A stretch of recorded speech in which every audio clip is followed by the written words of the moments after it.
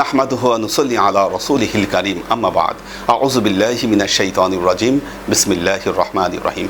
দেখুন, আমরা সম্প্রতি একটি ঘটনা দেখতে পেয়েছি যে দুবাই এবং সৌদি আরবিয়ায় এমন বন্যা হয়েছে এবং প্রাকৃতিক দুর্যোগ তৈরি হয়েছে যেটি ওই এলাকার মানুষের জন্য একেবারে অভাবনীয় ছিল।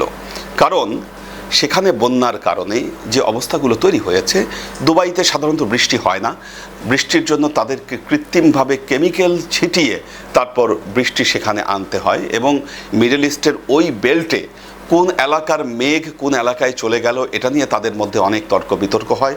অনেক সময়ে এক দেশ অভিযোগ করে যে আমাদের দেশ থেকে কৃত্রিমভাবে মেঘ টেনে নিয়ে আসা হয়েছে। ঠিক সেই জায়গায় দুবাই এবং সৌদি আরবিয়ায় এত মুষলধারে বৃষ্টি এবং সৃষ্ট বন্যায় ওখানে ব্যাপক বিপর্যয় তৈরি হয়েছে।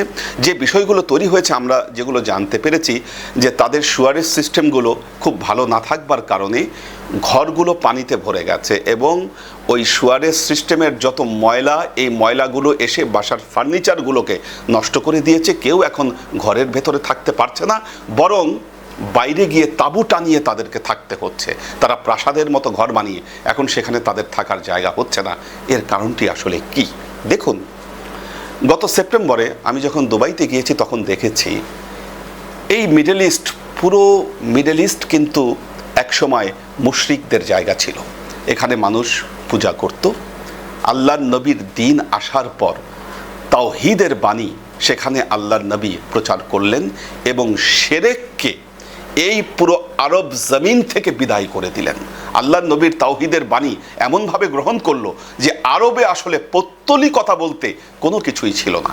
কিন্তু গত সেপ্টেম্বরে একটি জিনিস আমি দেখেছি যে দুবাইতে মন্দির তৈরি করা হচ্ছে পূজার জন্য। তারা সেখানে মন্দির তৈরি করবে এবং ঠিক যেই মুহূর্তে মন্দিরটি সেখানে তৈরি করা হলো, ঠিক তখনই প্রাকৃতিক দুর্যোগ সেই জায়গায় তৈরি হলো।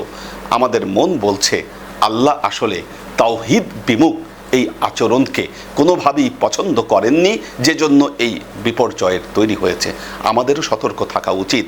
দেখুন, আল্লাহর রহমত, আমরা পৃথিবীর শ্রেষ্ঠ ধর্ম মুহাম্মদ মুস্তাফা সাল্লাল্লাহু আলাইহি ওয়াসাল্লাম যে ইসলাম আমাদেরকে দিয়েছেন, ইসলামের মূল মন্ত্র হচ্ছে তাওহীদ এবং আল্লাহর নবী এটা আমাদেরকে বুঝিয়ে দিয়ে গেছেন।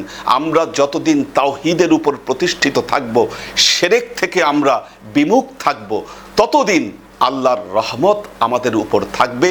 আমরা যাই কিছু করব না কেন, আল্লাহর রহমত আমাদের কাছ থেকে কখনো দূরে সরে যাবে না। আল্লাহ তাআলা তার কালামে পাকে ইরশাদ করছেন, ইন্নাল্লাহা লা ইয়াগফিরু আন ইউশরিকা বিহি ওয়া ইয়াগফিরু মা দুনা যালিকা লিমান ইয়াশা। আল্লাহ তাআলা শিরকের গুনাহ কখনো ক্ষমা করবেন না, শিরক ছাড়া অন্য যে কোনো গুনাহ আল্লাহ তাআলা মাফ করে দিবেন। সুতরাং আমরা আমাদের জীবনে যাই কিছু করি না কেন, আমরা যেন পাপে লিপ্ত না হই, বিশেষ করে শিরক যেন আমরা না করে থাকি, তাহলে আমাদের জীবনেও কিন্তু এই রকম বিপর্যয়, এই ধরনের প্রাকৃতিক দুর্যোগ এগুলো আসতে পারে। পরিশেষে আল্লাহ একটি কথা বলেছেন, জহারাল ফাসাদ ফিল বাররি ওয়াল বাহরি বিমা কাসাবাত আইদিন নাস। এই আসমান জমিনে যত বিপর্যয় তৈরি হচ্ছে, যা হবার নয় তা হচ্ছে, এটা আমাদের সবার হাতের কামাই। আসুন আমরা তওবা করি, এই ভুলগুলোকে আমরা শুদ্ধ করে ফেলি, দেখবেন এই পৃথিবী আমাদের জন্য জান্নাতে পরিণত হবে। ভালো থাকুন, সুস্থ থাকুন। আসসালামু আলাইকুম ওয়া রাহমাতুল্লাহি ওয়া বারাকাতুহু।